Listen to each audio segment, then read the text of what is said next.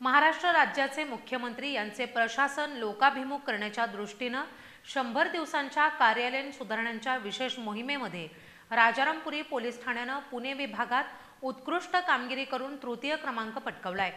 महाराष्ट्र राज्यामध्ये पुणे विभागात असलेल्या 146 पोलीस ठाण्यांमध्ये या पोलीस ठाण्याने तृतीय क्रमांक प्राप्त केलाय।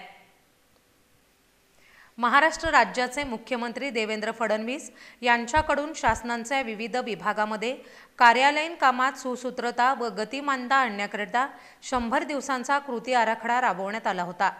शासनाच्या या आराखड्यामध्ये शून्य प्रलंबिता, स्वच्छता मोहीम, सुकर जीवनमान, नागरिकांना देण्याच्या सुविधा इत्यादी मुद्द्यांवर सुशांत चव्हाण पोलीस निरीक्षक, राजारामपुरी पोलीस ठाणे कोल्हापूर तसंच अधीनस्थ पोलीस अधिकारी व पोलीस अंमलदार यांनी परिश्रम घेतले।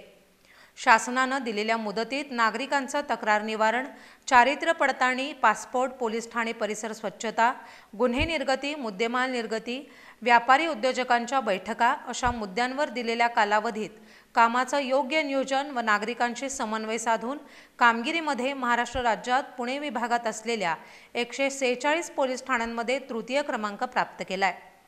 कोल्हापूरचे पोलीस अधीक्षक महेंद्र पंडित, अप्पर पोलीस अधीक्षक डॉक्टर बी धीरज कुमार, पोलीस उपअधीक्षक अजित टिके यांच्या मार्गदर्शनाखाली राजारामपुरी पोलीस ठाण्याचे पोलीस उपनिरीक्षक सुशांत चव्हाण तसेच पोलीस अधिकारी व पोलिसांनी ही कामगिरी पार पाडली।